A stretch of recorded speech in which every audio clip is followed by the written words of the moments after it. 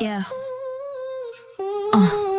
You sit there crying like a baby, all because you wanna be lazy. Fight back hard when someone tells you your abstractions won't save you. But that spirit's gone when we're in the bedroom, asking AI, how do I big coom? Listen here, you programming boy child, under shit your code gets filed. How hard is it to wrangle JS? Be a man in code with no less. You don't need those silly abstractions. React won't save you from performance infractions. Did you really think you could keep me while clutching the rust from memory safety? Like a child with his blanket, your manhood, you sank it. No surprise to me though, code like a real man, bro. Stop hiding behind your needless complexity, inflating your code just like you try with me to make believe you were big, but baby sized I see. Think your big brain not using C, but Rust won't get you laid, not with me. Try to get me back with the React website, waited for the load all night. Just like that one time you couldn't perform. Real men hype my media, you little worm. Just get to it, use CSS. But I bet money and take a wild guess. It's too scary for your childish brain, so you'd rather anguish and pain. With build tools and compile times, committing code war crimes. There's no way you're for real, just like your AI. But keep talking to it, maybe it'll love you when you die. There's no saving you from your own disgrace, while quality your code does displace. Grow a pair and stop crying. Your lazy shortcuts align. Your code runs so hot it's frying. So many security holes, we're crying. You ain't even trying, and nobody's buying. Your laggy glitch product, go home, shit your pants. It's all that you got, get used to your hands.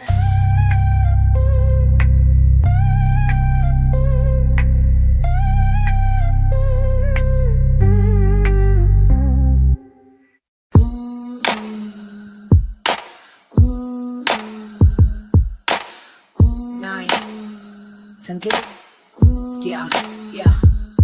Neck deep in agile, brain fried, process piled, check. Jira's got you chained, tickets rain, no respect, wreck. Stand up, strain your soul, sprints take their toll, you're stressed. Waterfall OGs, we plain clean, no distress. Your mom's like your backlog, shared by the whole crew. No spring can contain her, she's loose, far from safe, true. Your task keeps slipping, points don't add up right. Like your scrum stuck in Jira, stalling day and night. You beg agile to fix the chaos it bred in your plan. Like asking a wildfire to sweep the ash from your land. Small weeds, no spark, just a board's empty buzz.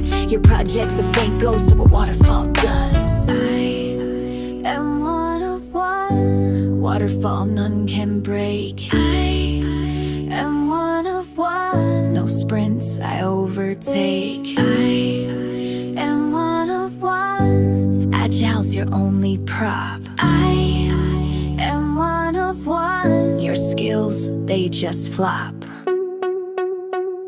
You're hooked on scrums, think you're moving that pace, but without t-shirt sizes, your team's lost in space. Your epics are bloated, velocity's a disgrace. Waterfall, sharp blueprint, we build, you just chase. Your Jira grows heavy, tickets clog up the flow. We map clear specs, every phase lock we go. No juice in your stand-ups, just chatter, no show. When we're dropping full systems, you're stuck in a retro. You're the jam in the pipeline, I'm the surge in the stream. What's up, everyone? Agile's a leash for teams, too weak for the dream. This a project, showdown, you're fading mid-scheme. See clear, face the truth, waterfall reigns supreme. I am one of one. Waterfall none Almost can ready. break. I am one of one. No sprints I overtake. I'll turn on the music here.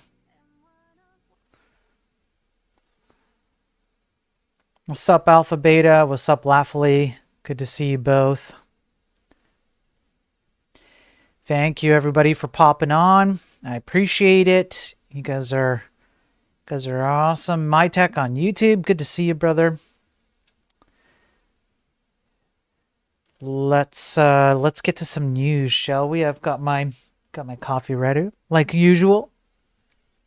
And we're gonna enter the space that I hate entering on the daily. Listen, folks, there's so much news. I can't keep up. I can't keep up with, I have like a secondary backlog. I now have a backlog from my backlog. It's crazy. There's so much going on, and I'm just today. I'm just gonna do the best that I can to cover as much as I can. I might have to save some stuff for longer streams if I want to keep this to an hour. I'm not sure what I'm gonna do here, so I'm gonna wing it. I'm gonna fly by the seat of our pants here. Let's start. We're gonna do first of all. Let me do that, and then I'll go like this. Make sure I got my thing running over here. Wait a second. What did I do? Oh, there we go. Okay, good. All right, here we are. I don't know if this affects anybody. Okay, I don't know if this affects anyone, but in case it does, here you go. ASUS patches driver hub RCE flaws exploitable via HTTP and crafted INI files. So essentially what happened here is for a particular portion of ASUS software, it's called the driver hub, where you can install drivers for your ASUS machines. What could happen to you is you could end up on a site that is fake, and then you download a particular version of the software that installs some pretty bad stuff. There's an INI file, and what it allows you to do is use Driver Hub to execute PowerShell commands that install all kinds of, bad things, right? And it gets worse from there. So they have a patch. Make sure that you get yourself patched up so that you don't have to suffer from this. Okay, this is the me giving you a warning to to make sure you're not suffering from this. Hey Nita on LinkedIn, thanks for popping on. I appreciate it. It's very, very kind of you. Thank you for the kind words. Let's see here.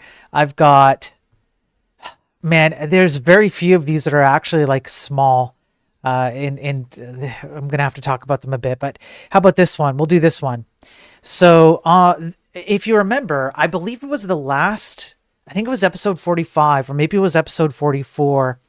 And we went over how Dior was hacked. And as it turns out, it's not just Dior. No. It's more. It's more than Dior. It's Adidas too. So they've confirmed that there has been customer data leaked. They had to send out notifications. We covered a bit of this with the Dior portion. The new update to this is that Adidas was also affected. The leaked information included names, email addresses, phone numbers, dates of birth, and other personal details. The company said that no financial information was exposed during the attack. It's unclear when the incident took place or how many people were exposed in the attack. We have reached out to Adidas and will update the article once we receive a reply. Dior definitely confirmed it. We went over all this information and how what exactly was leaked, I believe. And so, yeah, I mean, another warning, be careful out there, because, damn. Hey, Kavid on YouTube. Good to see you. Hey, Ross. How you doing? Ross, since you're here, I might as well just skip to this one. Let me see here. Which one is it? Yeah, here we go. How about... yeah, Ross, I got you, man. If I pop this one, you're tired? Well, you're about to be more tired. This one, service aid leak impacts over 480,000 Catholic health patients. Now, you might be wondering, is this like a religious thing, Let's see. In November last year, ServiceAid discovered that information they managed and stored for a U.S. healthcare provider, Catholic Health, had been inadvertently made publicly available. Upon finding out that Catholic Health's Elasticsearch database was leaked to the public, ServiceAid said they took steps to secure it and initiated an investigation. So once again, this is why I talk about the things that I do here. How many times have we gone over these kinds of leaks based on an open or publicly accessible type of bucket? When I talk about programming in particular and why the industry is in such bad shape because we don't have programmers who understand fundamentals, I know the regular viewers have heard me talk about this ad nauseum at this point, but I'm just going to keep repeating it until morale improves. We have essentially neutered ourselves so that programmers who should understand fundamental basics of programming, including something like securing an S3 bucket, there is almost no days that have gone by where we have not talked about an insecure S3 bucket. And by the way, there's more coming today. But programmers have lost their ability to understand fundamentals, fundamental programming principles, fundamental security principles, etc. And so unfortunately, we have people who are affected by stuff like this, where people's health data gets exposed. Yeah, Nita, I talk about all kinds of topics. Yeah, I guess I was just talking about it, Nita, because it's not just security. It's also like I try and walk the walk. So on my regular streams where I'm building the video game, it's me doing the things that I advocate for other programmers to do to demonstrate that a high school dropout can do it. And then I cover like academic and scientific papers. I have one or two today that hopefully I can get to. And it's based around like AI, not just AI though, but programming principles, whether there are positives or negatives to using a particular paradigm, etc. Because all of these things go to the fundamental point that I just went over. We lack programmers who understand fundamentals because we live in abstraction land, because we all reach for abstractions. And so when you can just push a button and deploy an entire ecosystem with a bunch of stuff, you don't think about these things because it's all hand waved away from you. And so what's the requirement for you to understand fundamental principles of like securing an Elasticsearch bucket? Well, here's the problem. So the Catholic Health leak, 480,000 users had their names, social security numbers, dates of birth, medical record numbers, patient account numbers, medical health information, health insurance information, prescription treatment information, clinical information, provider names, provider locations, emails, usernames, and passwords. That's all information that probably got leaked. It says potentially because they don't even know. Now, again, and I know the regular viewers are sick and tired of hearing me say this, but again, I'm not going to stop saying it. Imagine what someone could do if they are a nefarious actor who has access to this information and how much impact they could have on a single person's life, including, say, for example, having a negative impact on someone's health to the point where they end up 404'd, or they lose their life savings, or they don't get the right medical attention, or things like this. And I'm not just making this up. This is stuff I have covered on these streams and previous streams. This happens. This information has second, third, fourth order effects. It gets sold out on the dark web or wherever it gets sold, and people pick up on it, and then they leverage this information to gain access to things that they should continue to not gain access to. And this whole chain of events leads to serious consequences to people you care about. So imagine you're a programmer who gets a call from Catholic Health and they say, hey, we'd like to contract you, or we'd like to have you on as an employee to build us a website. And you do, and then you have an Elasticsearch database, but you don't know how to properly lock it down. And because of that, this gets out. This is the kind of stuff that I hate seeing, and this is why I do what I do every single day, and the video game stuff on the weekends. Because we need programmers to step up and stop this. This is an insane amount of... Imagine having people's prescription treatment information, their health insurance information, their clinical information, providers, email usernames and passwords, even is their social security. I mean, people would pay tons of money for this information. And you can imagine that it's not for good reasons, right? And then the rest of the article just goes over exactly what I'm talking about, which is the types of things that this information can lead to, which are all obviously negative consequences. So once again, just showing that, in the programming space, we have a real lack of skills and knowledge. And these are the consequences of them. Now, just to add more to that, because I ain't done, okay? How many times have we gone over? The misconfiguration. It's so frustrating to talk about this all the time. The misconfiguration of buckets. It's crazy. It's almost difficult to go, let me be charitable.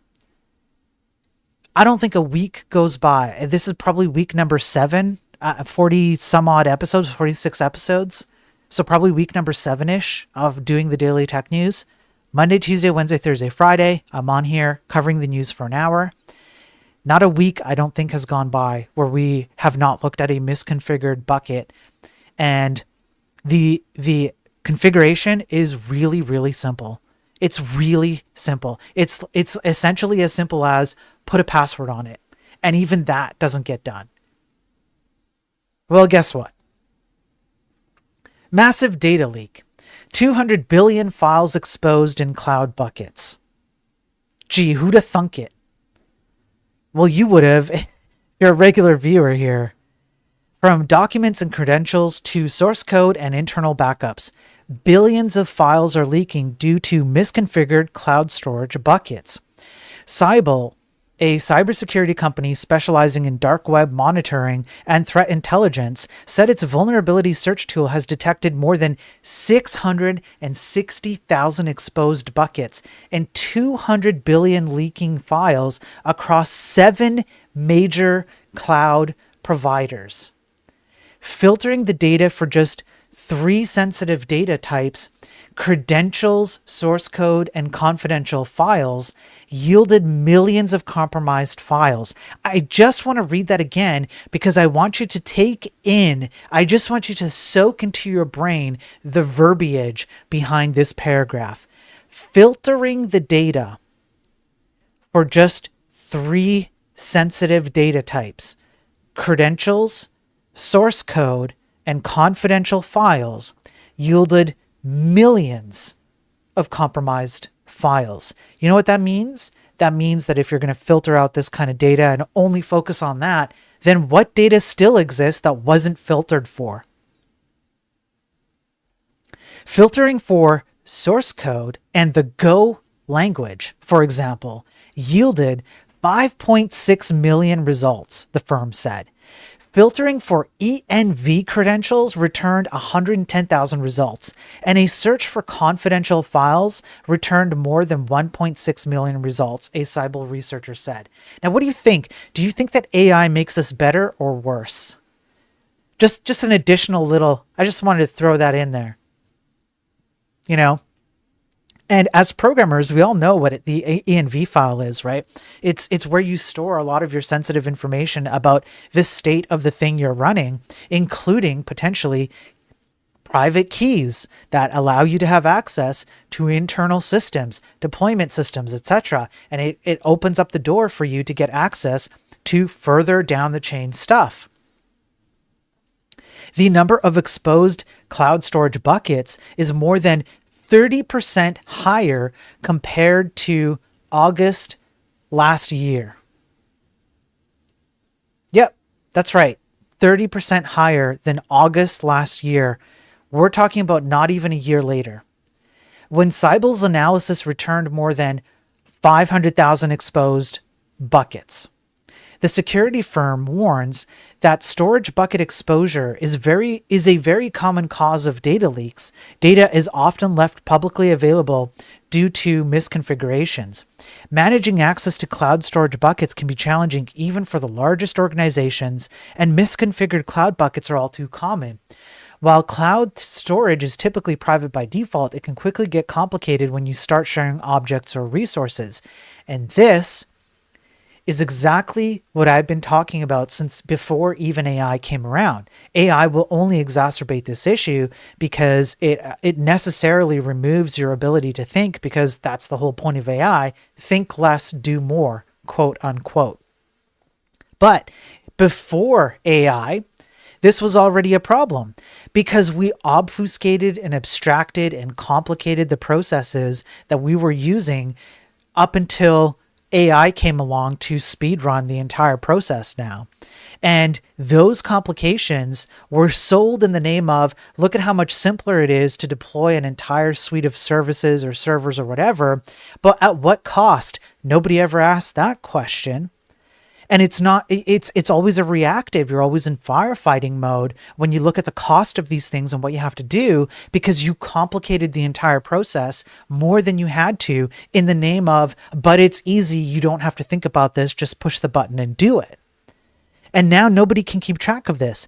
And again, one more time, I am not just saying that. I have gone over the studies that prove this. I have studies that I haven't yet covered where DevOps and sysadmin people are frustrated with the amount of complexity that's part of their deployment pipeline, which includes solutions like this with buckets. They can't even determine how much stuff is going on and being built inside of their systems. It's absolutely impossible to be a sysadmin or DevOps and know every single individual piece of something you're doing, generally speaking, these days.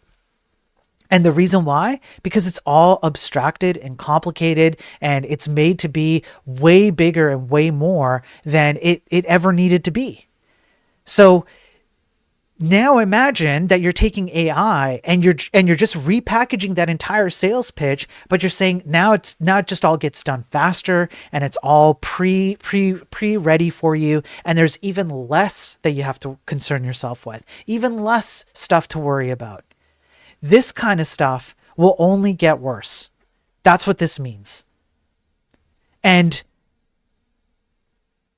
I'm not looking forward to the consequences of having the stuff that I've been complaining about on these streams, plus AI, plus the continued, things that I'm covering here, just continue to get worse. It's a bleak thing to think about. But I will add that it's not too late to turn the ship around. We can absolutely turn the ship around and do some good things here, but it requires people like you out there to at least hear my message and,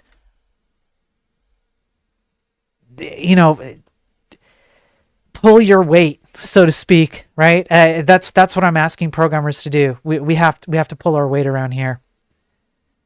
Hey Matisse on Twitch. Thanks for popping in and doing the raid. I appreciate it. Raiding in. I hope you had a good stream, man. Okay. Let's do this one. I have myself and many others have talked about package management and how package management, when you do that nice create React Hello World app, or whatever it is you're doing, or you're doing the NPM install or the Composer install, or you're asking AI to build you something, and it pulls in all the PP packages with PyPy and all that stuff. I call it PP because I want to call it PP.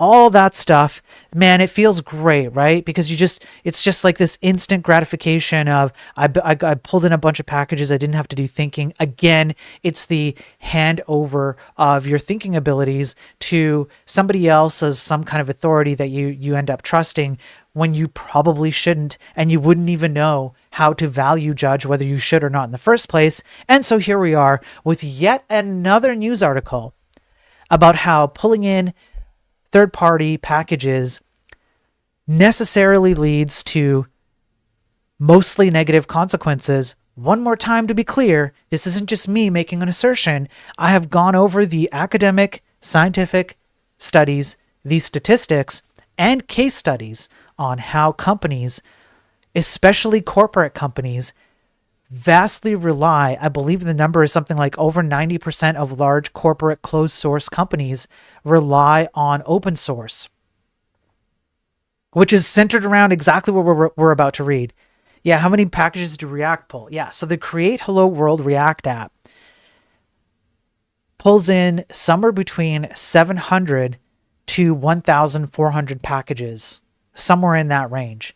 Now, I think that I don't know who they, quote unquote, have decided that it's no longer the way to do like Hello World React. So you wouldn't do that to spin up a React app these days. But it was the way. You would npm install create React app, Hello World, whatever. And right off the bat, you've got 1,400 or at least 700, something like that. Yes, I can have AI fix this. That's right. That's something that I've actually heard talking to people online, arguing about this stuff and debating with them. I literally said, I remember this. I literally said, what happens when AI creates a bug or a problem because you used AI to generate a thing? And the person responded with, I'm just going to ask AI to fix it. It's genius. That's like S tier level thinking right there. That person belongs with AI.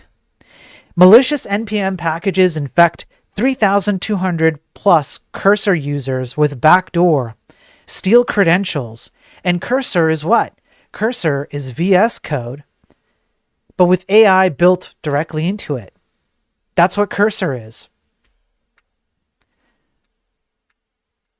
Let me zoom in. Cybersecurity researchers have flagged 3 malicious NPM packages that are designed to target the Apple macOS version of Cursor, a popular AI-powered source code editor, disguised as developer tools offering the cheapest Cursor API.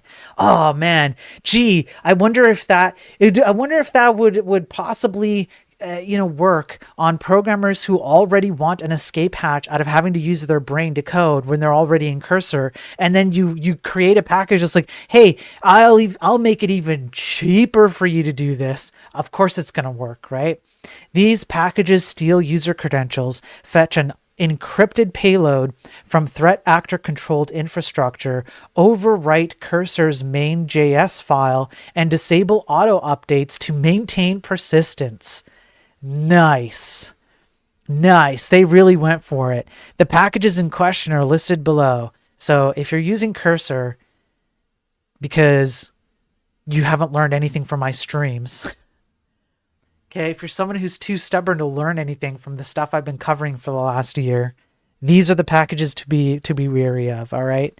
Unless you just don't care. You know what? I'm just gonna be honest with you. What the hell difference does it make? If you're using Cursor, your stuff's already out there. Like, it doesn't matter, right? All 3 packages continue to be available for download from the NPM registry. Allied Cur was first published on February 14th, 2025. It was uploaded by a user named AI IDE, I see. The NPM library is described as a command line tool for configuring the macOS version of the Cursor editor. Sure it was. And then the other 2 packages are still going on, and it does a redirect to a domain that looks right but isn't quite right. We've covered this a whole bunch of times, so on and so forth, right? So there you go. It's sure, yeah, AI saves you time, AI IDEs save you time. They just leak all your data along with it.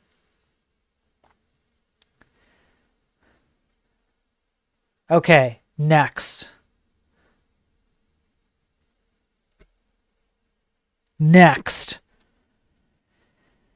Yo, what's up, Unholy Diver? Good to see you, man, on Twitch.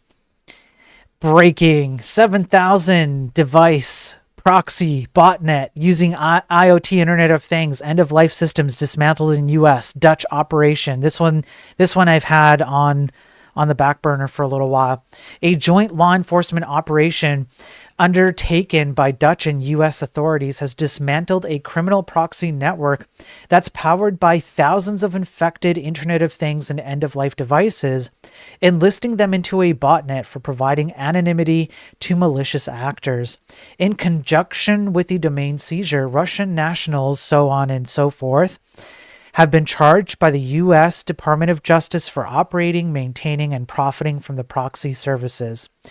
The DOJ noted the users paid a monthly subscription fee ranging from $9.95 to $110 per month, netting the threat actors more than $46 million by selling access to the infected routers.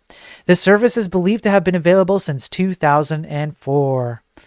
Yay! So essentially, this is just the multi-level marketing scheme that we've seen with like phishing operations and hacking operations and ransomware operations, where you join a group and you give them a kickback and things like that. And you just pay an amount now for infected devices, and you just get like free proxy access to them. It also said the US FBI found business and residential routers in Oklahoma that had been hacked to install malware without the user's knowledge. A weekly average of 1,000 unique bots in contact with a command and control infrastructure located in Turkey, Lumen Technologies' Black Lotus Labs said in a report shared with the Hacker News. Over half of the victims are in the US, with Canada and Ecuador showing the next two highest totals. Uh-oh. Yeah. This guy. The services in question, and they have them. It's just selling name services. That's it. And you can see what the infrastructure is. I mean, most of my viewers, are technically inclined, so there's not a lot to go over here. But yeah, you could be running devices that are infected with these kinds of backdoors, and people are just selling access to them and then just gathering information and using them for all kinds of stuff, right? Okay. Let me take a second here.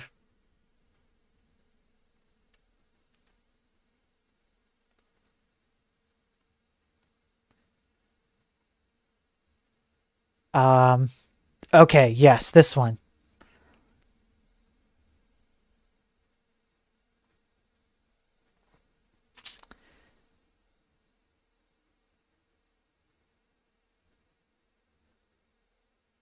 Okay, I'm just catching up on chat. Let me see. What? Hang on. I'm getting mixed up with the two different chats here.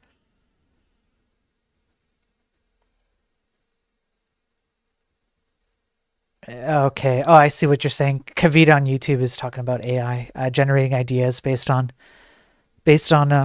humans prompting it. Yeah, that's fair. WSL. I saw the WSL stuff. I need to take some time to cover that. I'm not covering that today, but yeah, I need to take some time to cover that.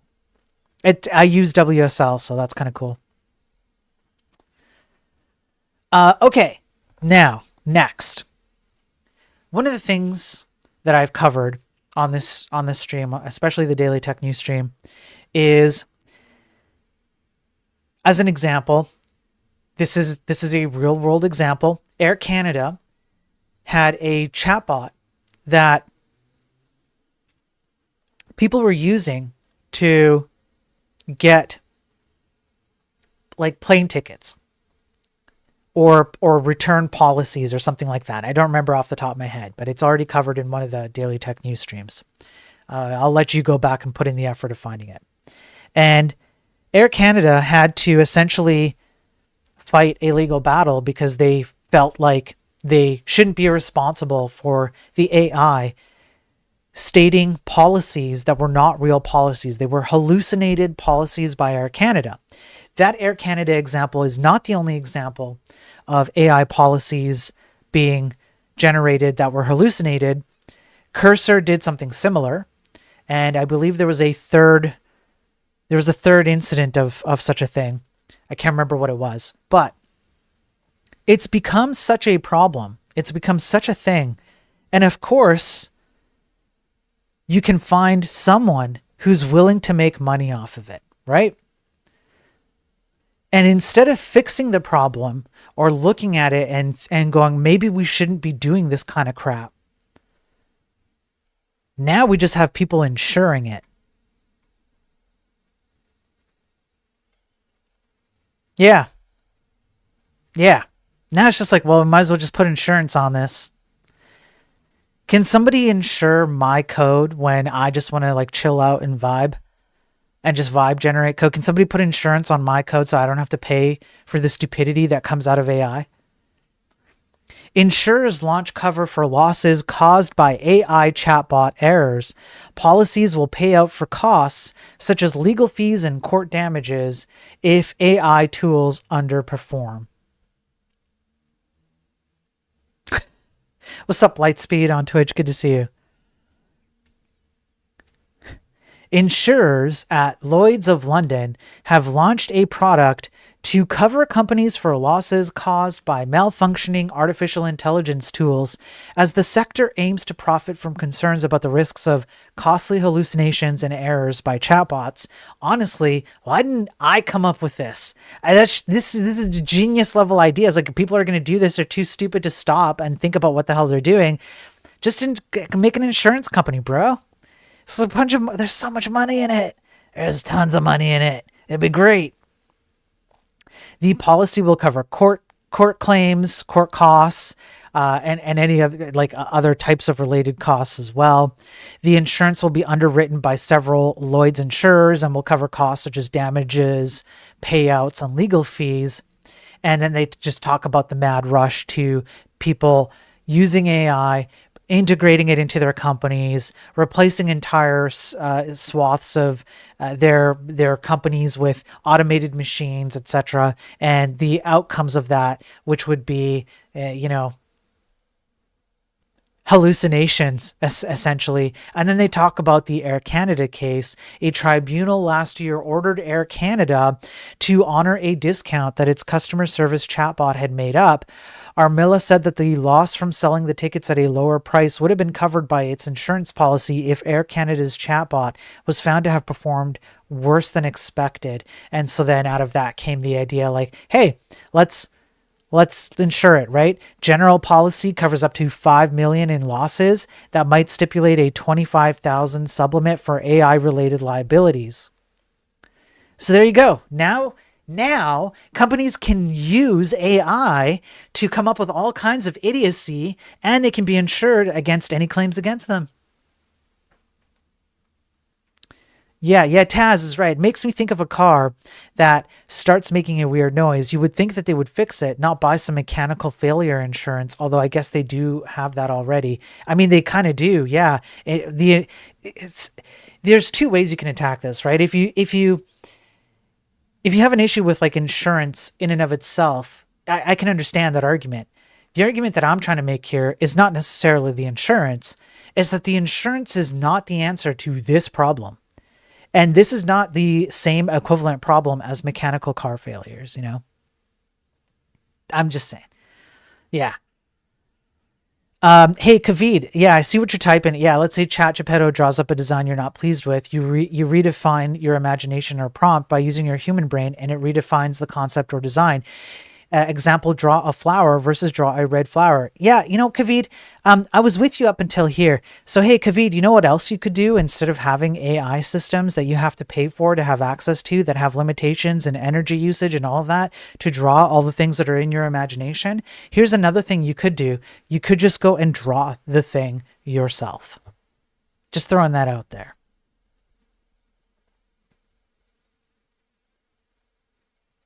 Okay.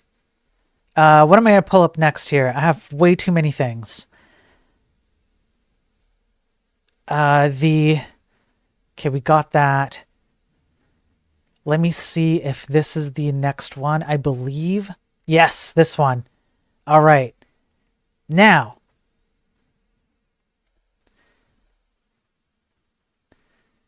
you think that the UK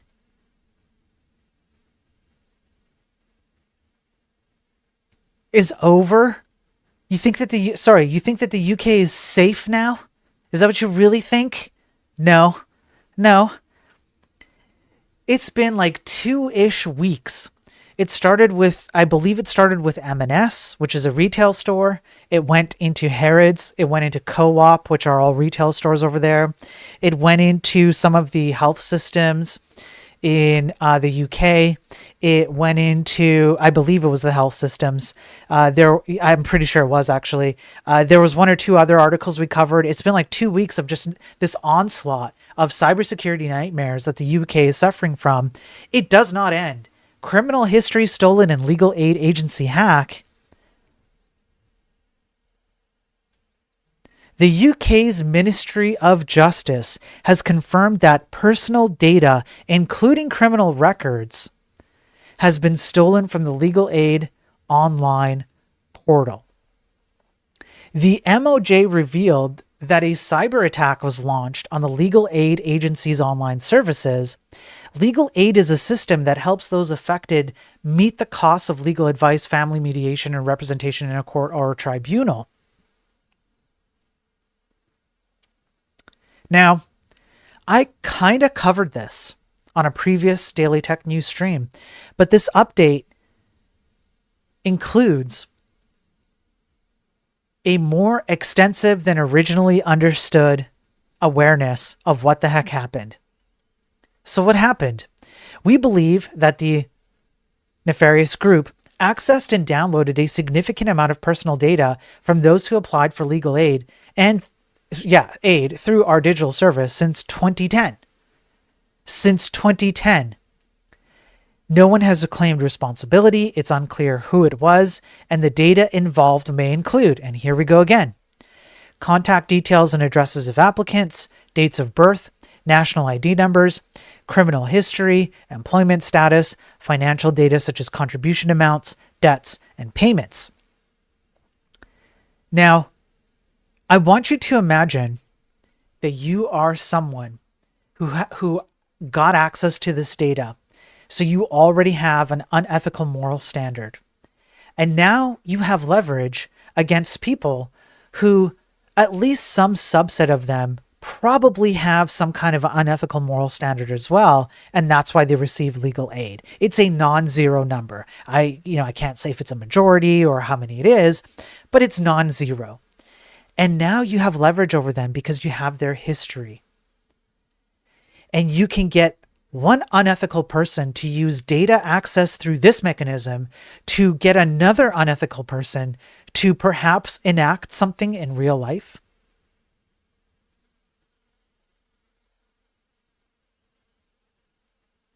Safeguard yourselves. Yeah, safeguard yourselves. Okay, now,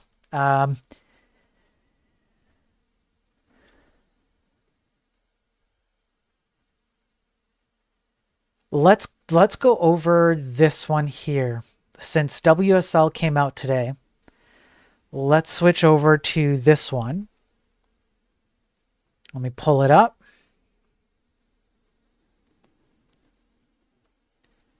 Make sure I got the right one here. Sorry, folks. Professional streamer over here. You know how I roll. You know how I roll. Okay. Still booting after all these years. The people stuck using ancient Windows computers. Fantastic. Look at that. Guys, remember that? Remember that? The good old days. Know what I'm saying? The good old days. So, some areas of the world that still use ancient Windows machines. In a gleaming hospital full of state-of-the-art machines was an error message from an operating system released almost a quarter of a century ago. The elevator was running Windows XP. Yeah, Ross. Yeah, that's right. Yeah. So, as Microsoft moves forward into the dawn of what is apparently the best it's ever been in the tech industry, others are stuck behind. So, what are some of the examples that they come up with? Let's go down here. There's yada, yada, yada. Okay. Many ATMs still operate on legacy Windows systems, including Windows XP and even Windows NT, which launched in 1993, says Elvis, an ATM field technician based in Newark, New Jersey in the US. The challenge with upgrading these machines lies in the high costs associated with hardware compatibility, regulatory compliance, and the need to rewrite proprietary ATM software.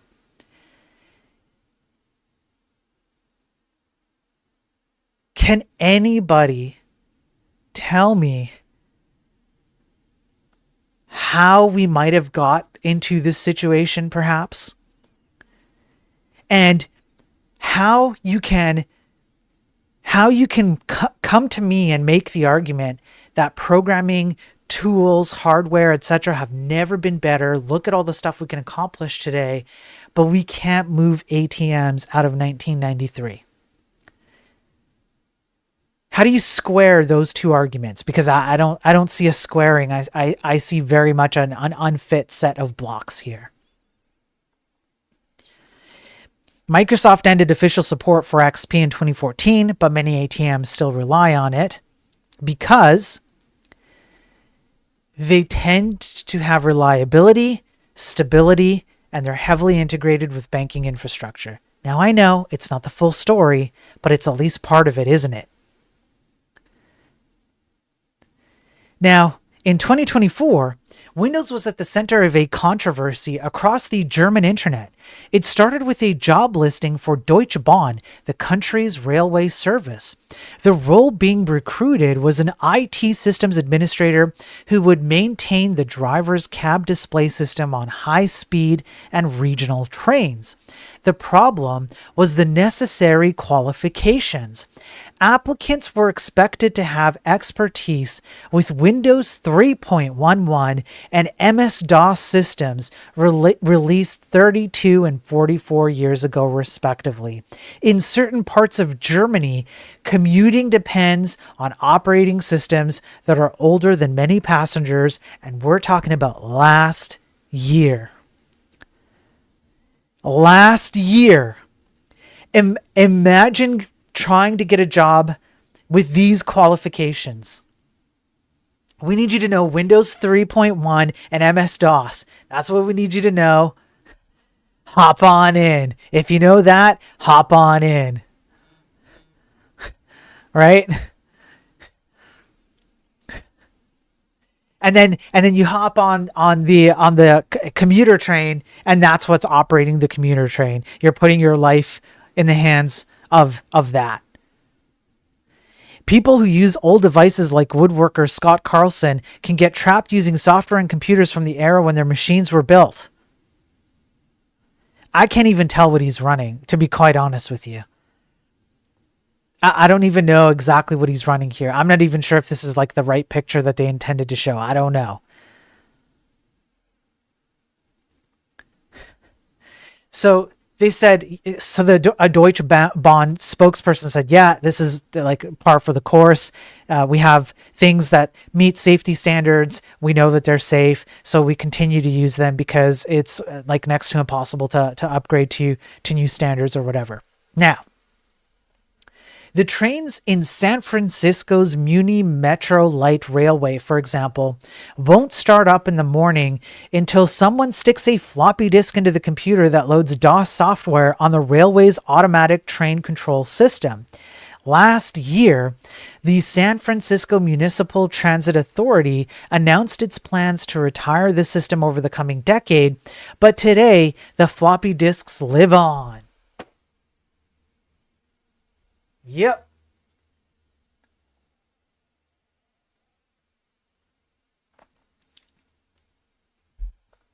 Yep. In a brightly lit room in San Diego, California, you'll find two of the biggest printers you've ever seen, each hooked up to servers running Windows 2000, an operating system named for the year it was released.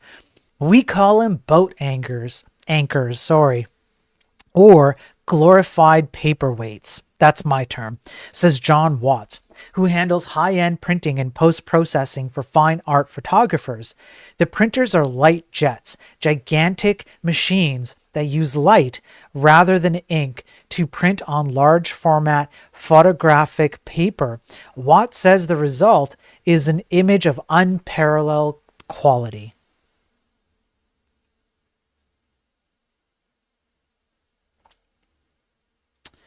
Long out of production, the few remaining light jets rely on the Windows operating system that were around when these printers were sold. A while back, we looked into upgrading one of the computers to Windows Vista. No. By the time we added up the money it would take to buy new licenses for all the software, it was going to cost $50,000 to $60,000. I can't stand Windows machines, he says, but I'm stuck with them. It's a common predicament. Scott Carlson, a woodworker in Los Angeles, is steeped in the world of Microsoft thanks to CNC machines, robotic tools that cut or shape wood, and other materials based on computer instructions. Our workhorse machine runs on Windows XP because it's older. That thing is a tank.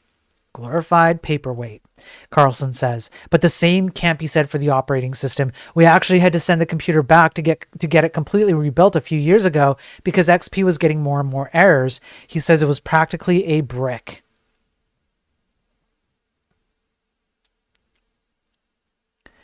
For 4 years, psychiatrist Eric Zabriskie, I'm not saying that correctly, I apologize, would show up to his job at the U.S.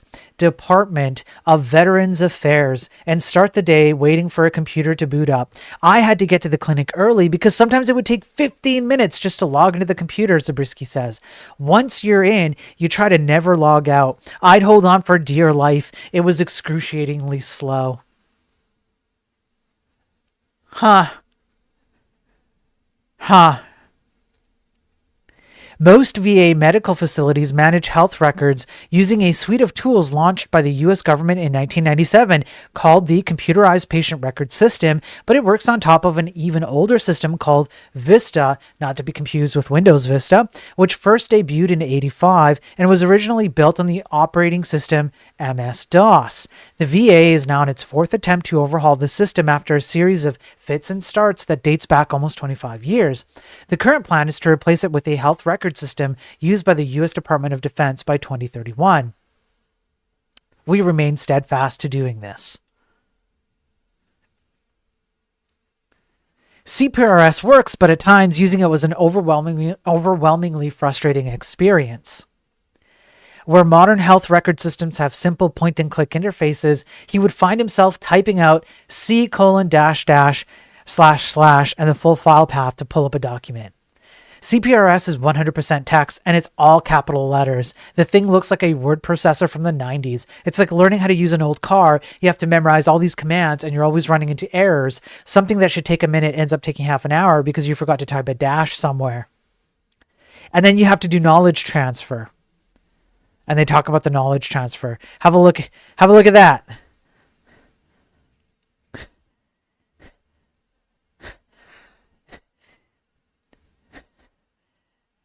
Does anybody recognize this at all?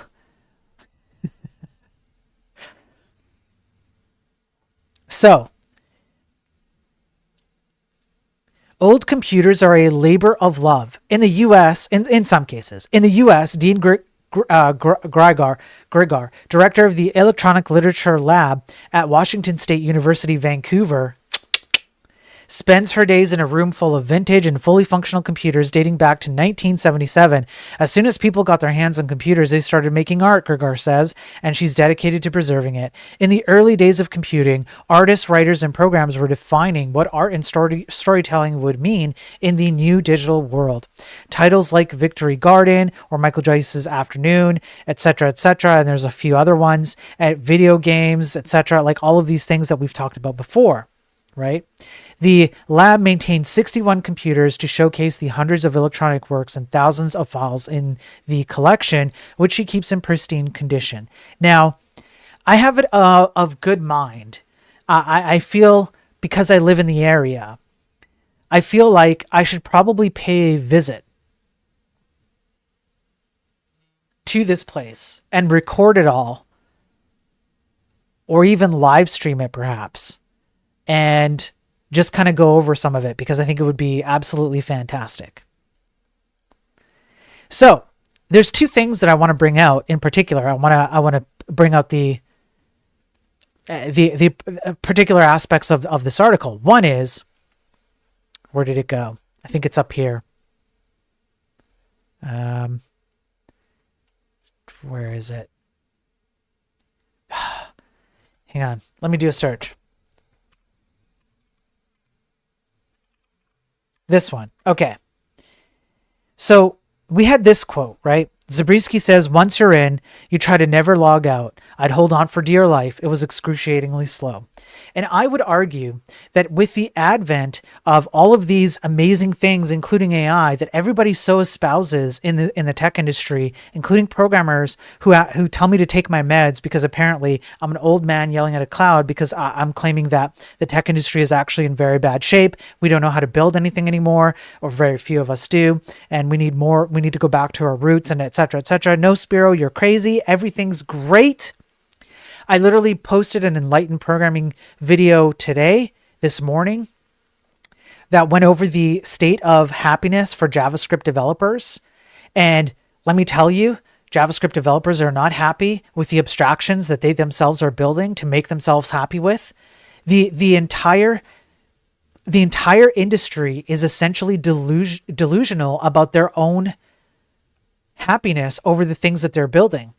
And what Zabriskie is saying here is actually indicative of what still happens to this day. Developers and programmers who use particular IDEs or who operate in particular paradigms still to this day, in some cases, are fearful of shutting those things down, because once you do, you have to start them back up again, and who knows what you're going to get the next time around. And it's not just programmers, it's consumers too. How many times have you, as a consumer of a mobile product, or let's say like a website or a piece of software that runs in your system, or if you have one of the new fancy smart TVs or whatever, how many of you have opened something up like that and you're afraid to shut it down? You're afraid to turn it off. Because if you do, you don't know what's going to happen. That happens now on stuff that's up to date.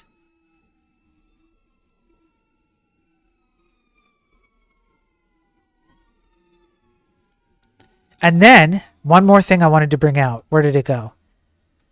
Oh, yes. Here. Okay. This one. This is kind of why I want to go to this lab and either live stream it or record it and take some pictures and videos. I think it would go really well with the documentary I'm trying to create.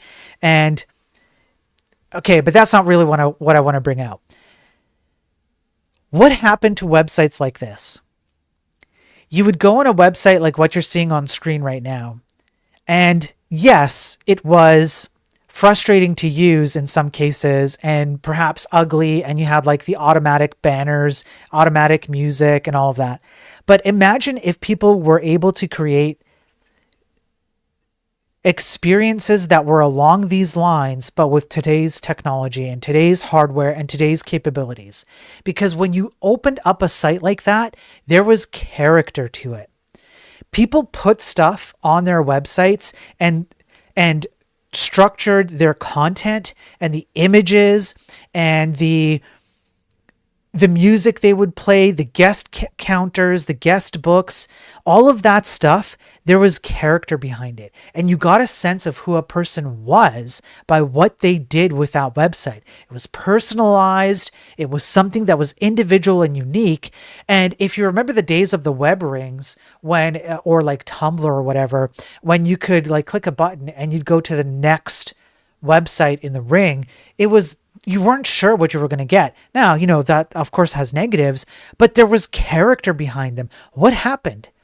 Everything is now homogenized. There's no more character. Everybody goes on a standard centralized place to post their blogs, for example.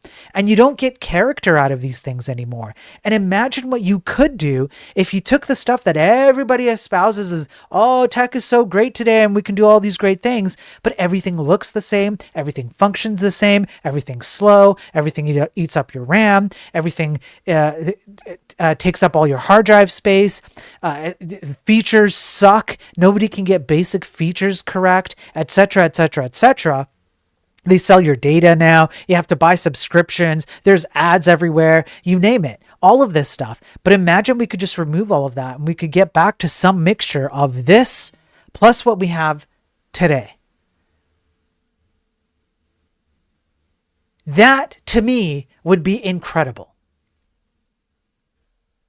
Speaker takes me up. What's up, miss? Good to see you. What's up, Chronix? Good to see you. Yeah, the iMac G3. Yeah.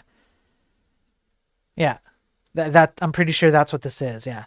Let's see if we can get more. No, that's it. That's basically the picture. Oh, there you go. Yeah. So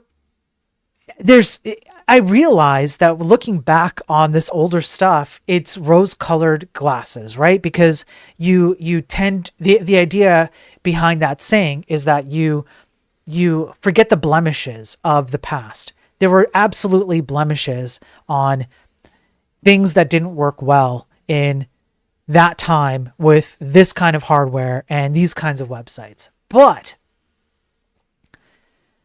it doesn't have to be this way. And on some of the more chill streams where we've been building the game, I've pulled up older websites like this to make this point. That even today, these kinds of websites have character and appeal that you don't get anymore. Everything is homogenized.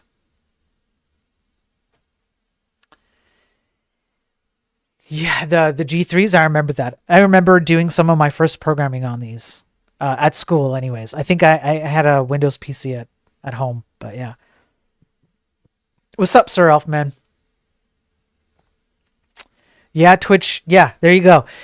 Sir Elfman on Twitch. He just hops on just now to catch the tail end of the stream because I'm about to close it up. And then Twitch refreshes the chat for no reason and he loses text content. And guess what? Guess what library the front end of Twitch is built on?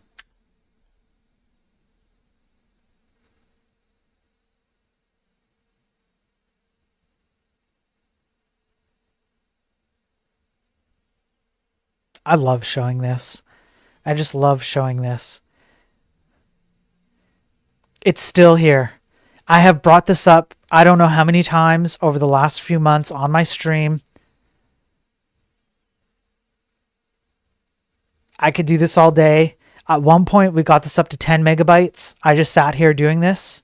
We just got it up to 10 megabytes. It works on here too.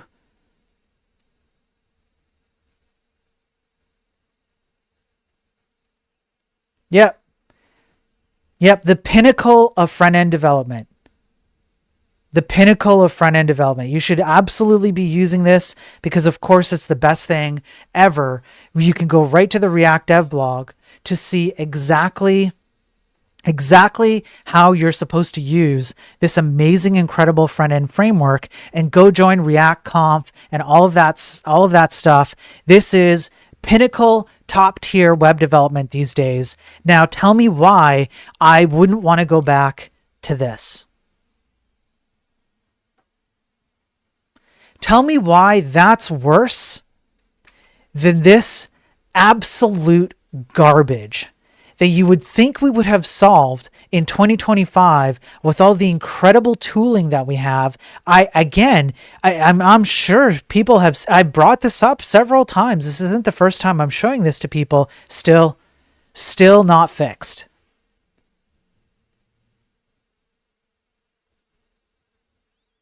Use React. And see, this is the other problem. How many people would actually know what the hell is going on here and how to fix it? This is a problem created by a paradigm that you then have to solve within the paradigm that created the problem to begin with.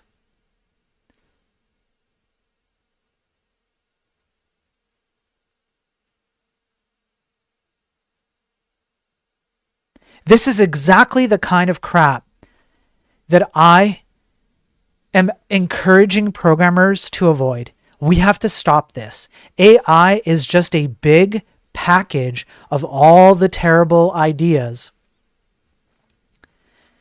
that we have executed in the last 10 or 20 years on speedrun mode.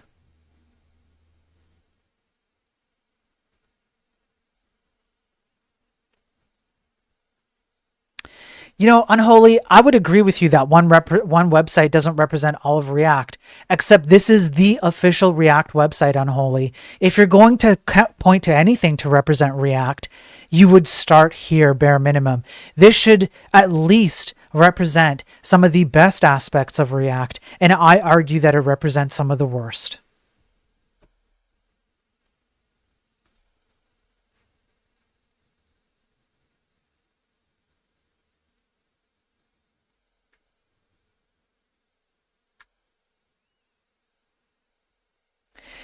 Anyway, yeah, sure, Google made Lighthouse and they aren't hitting 100. That's not an argument against what I'm saying.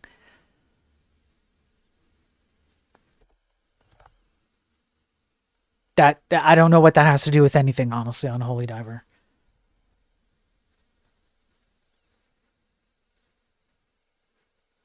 You can absolutely go and try this out on your own.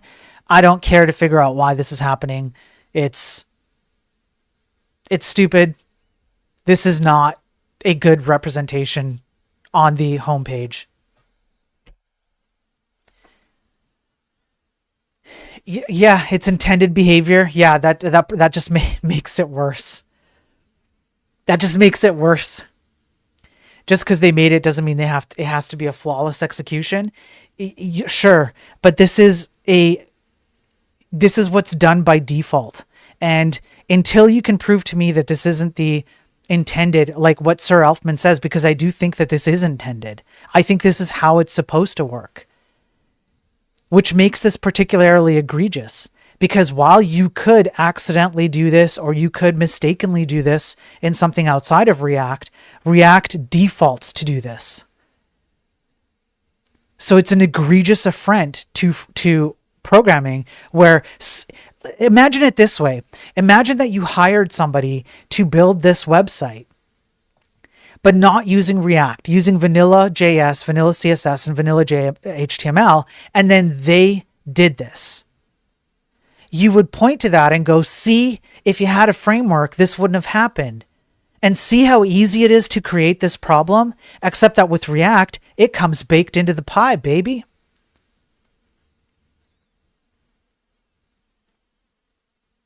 I'm still going. Anyway, there you go. I'd rather go back to this. Yes, Discord is made entirely with React. Yeah, so what? Yeah, and React Native for mobile. So what? What's your point, Unholy Diver?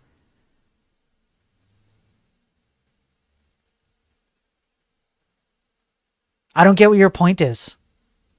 Help me out here.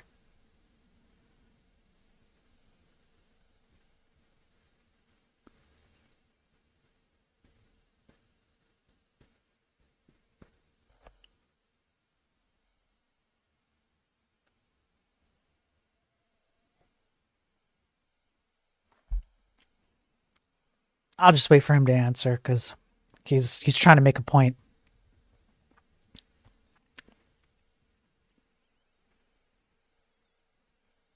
Yeah, Evaldus on YouTube. Yeah, I know. Most people haven't. Most people haven't. This is stuff you don't get to see anywhere else, man. You come here. Discord is a trash can of crap on fire. Yeah, it is. It absolutely is. I don't see what the point is to point to Discord and say it's made with React Native for mobile. I would make the same argument against Discord. I don't like Discord. I've never said I did. So I'm not entirely sure what the premise is there. My point is it's clearly capable of making products people want, making a crap ton of money from it. So I just don't really care that React isn't some perfect solution. Web in general is a pile of crap. 100%, I can get behind that on Holy Diver. My argument is an additional on top. The only part, I guess maybe not 100%, the only part that I would extract out of that statement that you made is I don't care that React isn't some perfect solution. I do care. I know that what you're tying is the fact that web in general is a pile of crap. I get it. I do get it. But I care that it's not a perfect solution, not because I expect a perfect solution to come out of this. What I expect is better than this, because what you'll hear from everybody is how good we have it today, but in a lot of ways we have it worse than we've ever had it. So at least improve on the things that we have today, because I don't see them as an improvement over historical things, for example, even recent historical. We could even slice it down to like the last 5 years. I don't see an improvement in these things. I think we could have better. Perfect? No. Better? Yes. And that's what I care about. VS Code is a good example of Electron. Low-level DOM stuff that VS Code does is pretty decent. I can agree that VS Code is one of the better examples of Electron. 100%. I can agree with that. However, my argument would still be you don't need Electron to have an IDE. And before Electron, we had plenty of IDEs that did plenty of things without having to ship an entire browser with it. That's my argument.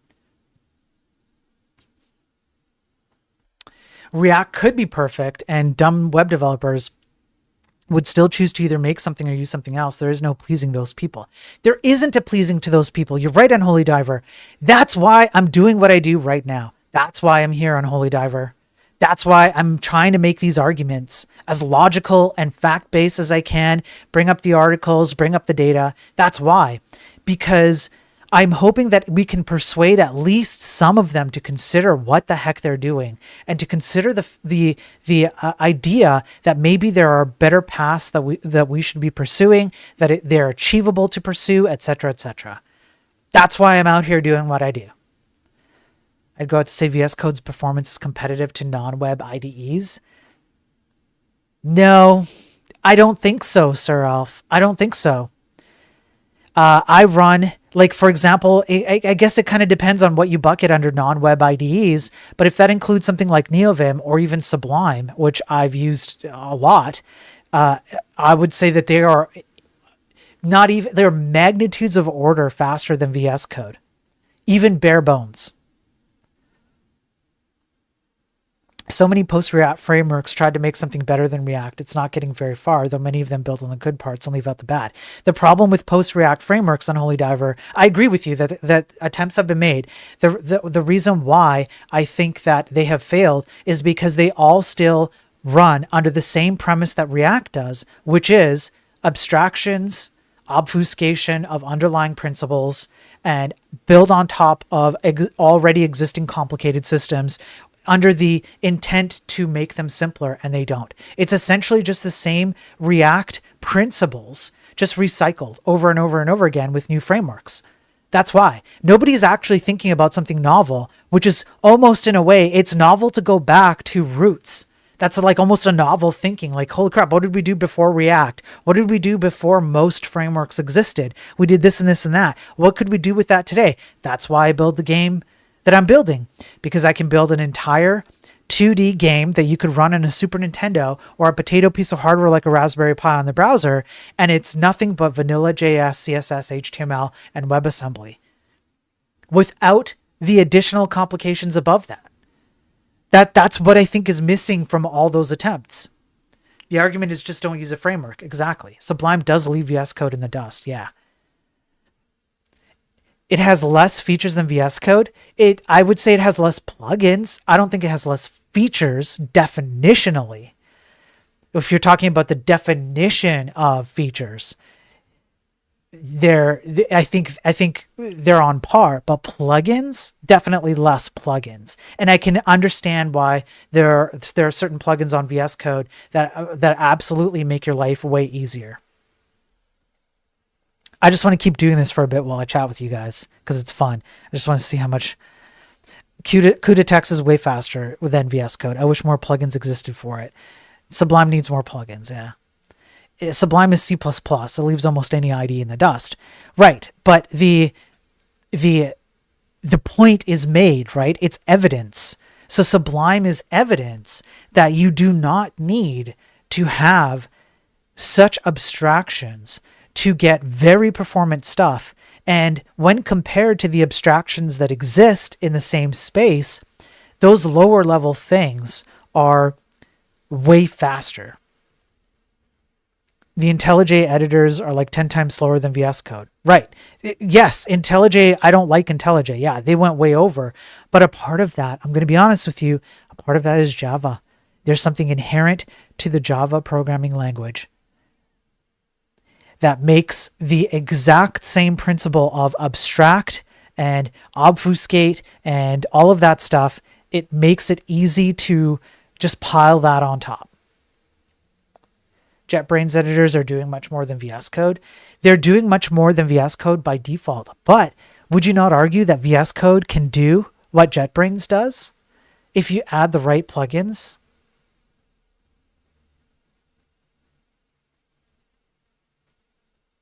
Right? You can get VS Code to pretty much do what JetBrains does.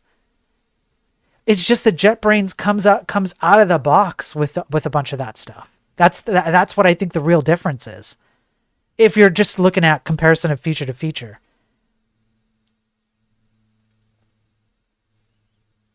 We're still going. This will never end.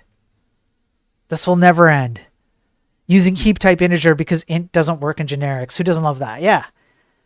I want to like IntelliJ. I use Rust Rover every day, but they're written in Kotlin and it's slow. Yep. Yep. Okay.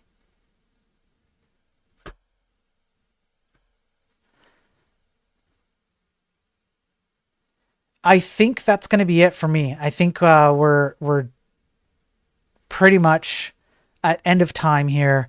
I try and keep these down to an hour. I'm already over. Like I said, I'm way behind. I have more articles I could cover, and there's not enough time to cover them, unfortunately. But I want to try and stay consistent, so we'll keep this down to an hour, and you'll just have to come back. Some of these articles, what I'm going to try and do is I need to get back to some Enlightened programming streams and cover some of the bigger ones. I have some studies I want to go over. I have some more like academic stuff that's boring and dry and whatever, but I feel are important to making the arguments that I'm trying to make here and hopefully persuading people to open their eyes to what's going on in the tech industry and have the information they need to make better decisions. So I'm probably going to try and do that this week. Some longer Enlightened programming streams. I have some really good stuff that I don't think I can fit into these daily tech news streams. The summaries, though, I'm going to try and fit in. That's what I think I'm going to try and do. So starting tomorrow, I'm going to try and summarize some of the studies instead of going over them in full, and then do like attached Enlightened programming streams where I go over them in full so we can get into the nitty gritty for people who care about that stuff. That's it, though. That's it. I'm out of here for the day. I don't want to. I want to sit and chat with you guys, but for the sake of consistency, I'm out of here. So listen, folks. Thank you everyone who hopped on. Thanks for the pushback and the a little bit of like a little debate, like a friendly debate back and forth with a few of the viewers there. I appreciate it. It's good, and we'll be back tomorrow for more daily tech news. Okay. So you'll catch me tomorrow. Like I said, I want to do some Enlightened programming stuff. I want to do some more of the video game stuff. I have some big stuff coming up over the next few weeks. I have big plans, lots of stuff going on. Listen, I genuinely mean it when I say that I appreciate all the viewers. I know some of you don't always agree with me, and it's good. That's a good thing. Because I don't want, I want to have these arguments out and express the different sides so that everybody can see it. So I really do appreciate it. Shut up, Battle. Battle, I will take away your mod status and I will ban you. I will do it, Battle. Okay, I will do it. All right. Okay, so like I said, I will do my best tomorrow to bring some entertainment to the news stream, and until then, I want you all to stay safe. Have a good day. Have a good night wherever you are, whatever you're doing. Please make sure that you do the like and subscribe and all of that stuff, because the reach has been growing beyond what I could have imagined when I first started, and it's because you guys do that. And I want more programmers to see what I'm saying, to hear what I'm saying rather, and see what I'm showing, because I want to hopefully persuade more people so that we can make some positive impacts in the industry that I care so much about. That's why I do all this stuff for free and I don't paywall it and all that. I take it upon myself to do it. I take my own time. So thank you, everybody. Help me out with the algorithm like you all have been. You guys are great for that. And on that note, I see what you're saying here, what you're showing. Thanks. Yeah. Remember to go to YouTube and hit the like. Yeah. Thanks, Battle. Yeah. Yeah. You guys are awesome about it. I really do appreciate it. It's been great. I'm almost at 34,000 subscribers on YouTube. It's insane. And my videos and stuff are getting like hundreds of views each video. I never thought that I would reach that. I still think it's too high. But anyways, that's it. I appreciate it. Stay safe out there. Peace out, everybody. Yeah, I'm smelling what you're stepping into. I gotcha. Peace out. On the wrong one. I didn't end it on the right one. Here, this one. Here we go.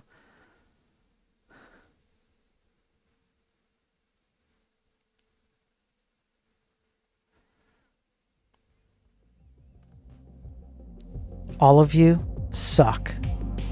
Every single one of you sucks. You all suck. You're all pathetic, sucky losers who suck. You should be ever so grateful to be in front of my digital presence to see what unsuckiness looks like. For I am the epitome of what does not suck. I am the antithesis of all you sucky viewers out there. All of you suck.